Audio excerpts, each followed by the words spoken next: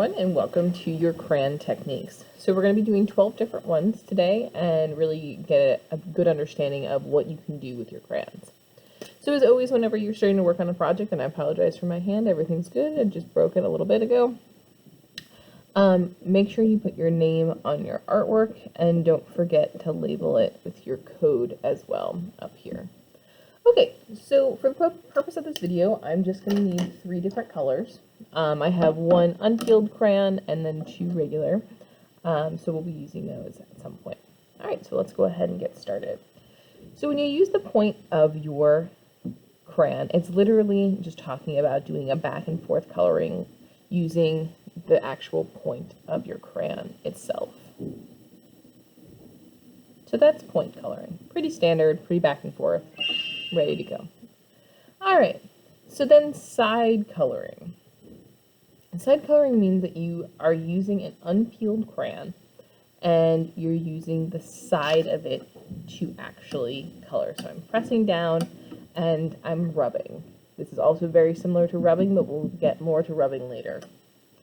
Scumbling is using small overlapping circles in order to show texture. Texture is what something feels like.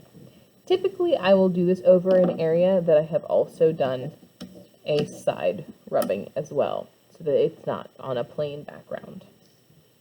Alright, so stippling. Stippling are small, controlled pokes. A lot of times when students do this, they're like, ah! That's not what we're looking for. We're looking for small, controlled pokes, especially with a crayon.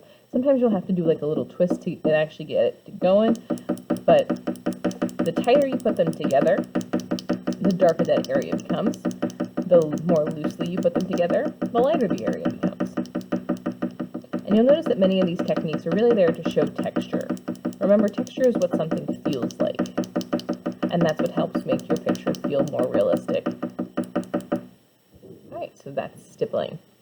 So when we're talking about rubbing, we're not just looking for your crayon on the side. You're looking to actually gain the texture of something. So here I have a crayon box and it has actual texture on it. You can see it, in the light when the light catches it. And so I'm going to put my paper on top. I'm going to hold it and I'm going to use a side crayon. And I'm going to push. And what's going to happen is it's going to pick up that texture and that pattern from underneath. So that is a rubbing. 2 colors. So 2 colors is basically like when you layer 2 colors on top of each other. You don't want to press down super hard with your first color. You want to leave it so that there's some open spaces so that you can come back and put that second color on top of it. And so those are 2 colors layered together. Makes it a little bit more interesting than just one. Hatching. Hatching are short, controlled lines there to make an area look darker. So say, for instance, I wanted to make, that bottom corner darker, and I didn't just want to color it back and forth. I could use hatching lines to make that area darker without having to do a back and forth color. So that's kind of what you're looking for. Cross-hatching is when you have those same hatching lines, so those small controlled lines that are very tight together and aren't 100% touching, and then you have another set of those lines, and they're going at about a 45-degree angle to the first set. That's cross-hatching. Overlapping. So with this overlapping, it's very similar to the 2 colors, but we're actually going to do a little bit of blending. If you really want, you can actually just change this instead of saying overlapping to being blending. Let me use a marker so you guys can actually see it.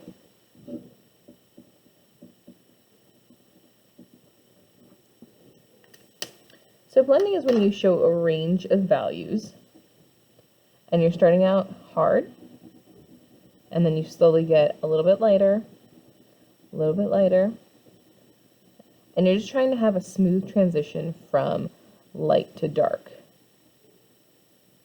So that's a range of values.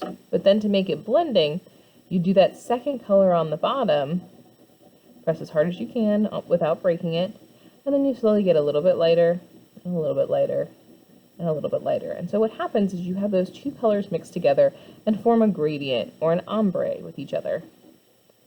So I see that there's like kind of a hard line here with my purple, so I can come back and I can adjust it a little bit. So there we go. We'll call that one blending instead of overlapping. Twisting is just what it sounds like. I like to use the end of my crayon, and I'm literally going to twist it, and this gives a really nice kind of random texture.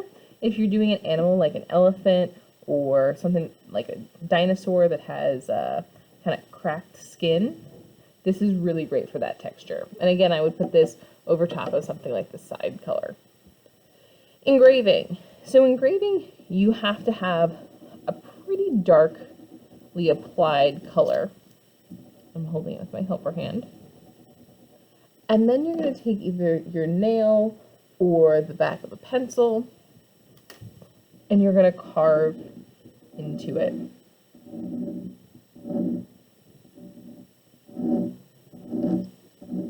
To engrave a pattern or design. And the last one is inverted. So inverted is when you're talking about having another color on the bottom, and then you can scratch away with the engraving. So maybe I'll do like a pattern of, maybe some circles. And then I'm going to color a dark color or black on top in order to have that color revealed underneath. So it's inverted. All right, so I've got my color there, and then I'm going to color my black over top pretty hard without breaking my crayon, and then I can scratch away to show this texture and the color underneath. So you've inverted the color. All right, you guys, so those were our techniques: point, side, scumble, stippling, rubbing, two colors, hatching, cross-hatching, blending, twisting, engraving, and inverted. All right, let me know if you have any questions.